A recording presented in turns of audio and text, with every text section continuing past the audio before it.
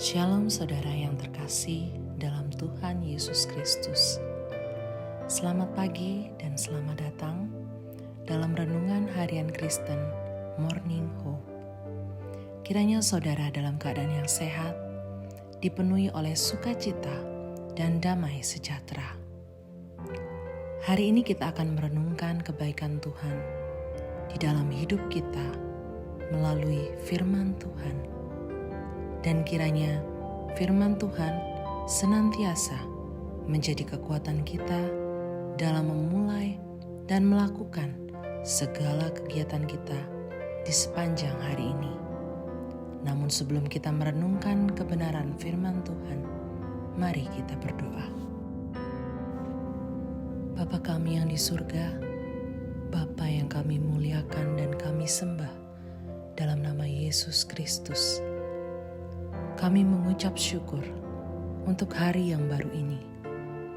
Kami juga bersyukur untuk pemeliharaan, kekuatan, kesehatan, serta anugerah yang telah Engkau berikan. Bapa kami yang di surga, kami menyerahkan ke dalam tangan-Mu segala apa yang kami lakukan di hari yang baru ini. Kiranya Tuhan memberkati dan menyertai segala kegiatan yang kami lakukan sepanjang hari ini. Bapa kami yang di surga, sebelum kami beraktivitas, kami mau merenungkan firman-Mu. Kiranya Tuhan yang memimpin, agar kami semakin mengerti firman-Mu dan juga dapat melakukannya dalam kehidupan kami hari ini. Terima kasih ya Tuhan, kami menyerahkan semuanya ke dalam tangan pengasihan-Mu. Dalam nama Tuhan Yesus Kristus, kami berdoa. Amin. Masih ingat kan dengan slogan TVRI? Saudaraku, bagaimana caranya agar hidup ini tetap bersatu? Bagaimana agar tidak terjadi perpecahan di dalam gereja, komunitas, pelayanan, keluarga, dan juga bangsa yang kita cintai ini? Mari kita mulai belajar memahami dan tentu saja menerapkan nasihat Rasul Paulus di dalam Filipi 2 ayatnya yang pertama sampai yang ke-11. Kita tahu bahwa jemaat Filipi mulai terjadi perpecahan yang cukup besar. Mengapa hal tersebut bisa terjadi? Ya, karena masing-masing jemaat mempertahankan kepentingan diri sendiri. Mereka mencari puji-pujian bagi diri sendiri, menganggap diri sendiri paling utama dari orang lain. Mereka egois.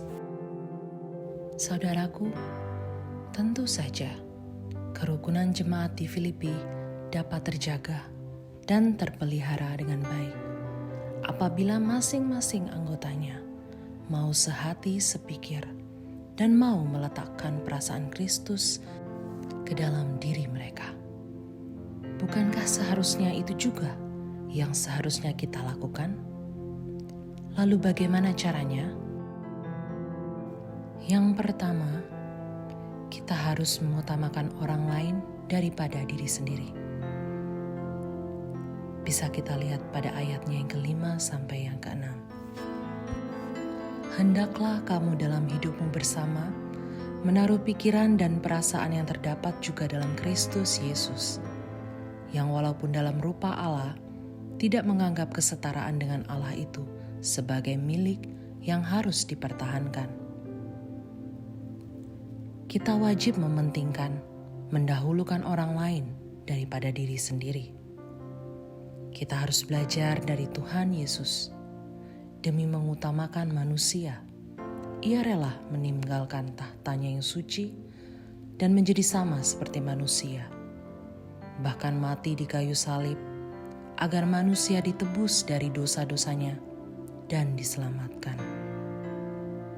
Tentu saja sifat Kristus inilah seharusnya dimiliki oleh jemaat di Filipi dan juga dalam kehidupan kita bersama. Sekali lagi, kita wajib meneladani Yesus, yaitu mengutamakan orang lain daripada diri sendiri, bukan mengutamakan keegoisan kita yang tentu saja dapat merusak persekutuan dan juga kedamaian.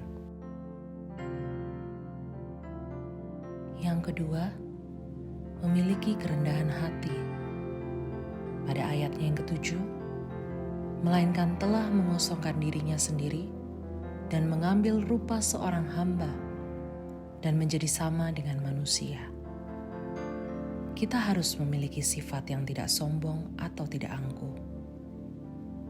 Kesombongan ataupun keangkuhan hidup hanya akan membawa kita kepada perpecahan, permusuhan, bahkan sampai ke titik kehancuran. Dan tentu saja tidak akan pernah ada kedamaian. Saudaraku, tentu saja Kristus memiliki segala-galanya. Namun dengan kerendahan hati, Ia mengosongkan semua itu. Bertindak seolah-olah Ia tidak mempunyai apa-apa. Rasul Paulus menyampaikan dalam surat Filipi bahwa mereka harus memiliki kerendahan hati agar dapat hidup secara berdampingan. Yang ketiga, memiliki kerelaan untuk berkorban. Kita lihat pada ayatnya yang ke-8. Dan dalam keadaan sebagai manusia, Ia telah merendahkan dirinya dan taat sampai mati, bahkan sampai mati di kayu salib. Memiliki kerelaan untuk berkorban maksudnya adalah hidup penuh dengan keikhlasan hati, tanpa mengharapkan upah ataupun imbalan. Kita semua tahu bahwa Yesus Kristus rela untuk mengesampingkan haknya. Ia merendahkan dirinya dan menjadi pelayan bagi semua. Bahkan ia mengorbankan nyawanya bagi orang-orang yang dilayaninya. Yesus rela mengorbankan dirinya bagi kepentingan manusia yang berdosa, yang seharusnya menerima murka Allah sebagai hukuman dosa yang manusia perbuat. Saudara, mari milikilah kerelaan untuk berkorban. Dengan rela berkorban, kita akan membuat hidup bersama semakin indah, semakin rukun dan damai. Sekali lagi, kunci hidup rukun adalah mengutamakan orang lain daripada diri sendiri, memiliki kerendahan hati, dan memiliki kerelaan untuk berkorban. Amin. Bapa kami yang di surga, ajar kami untuk setiap waktu untuk mau mengutamakan orang lain daripada diri kami sendiri. Ajar kami untuk tetap rendah hati dan hidup rela berkorban bagi sesama kami, karena Engkau sudah terlebih dahulu melakukannya untuk kami. Terima kasih Tuhan Yesus. Di dalam nama-Mu kami berdoa. Amin. Demikian renungan kita pada hari ini. Kiranya sukacita dan damai sejahtera memenuhi kita sepanjang hari. Tuhan Yesus memberkati. Shalom.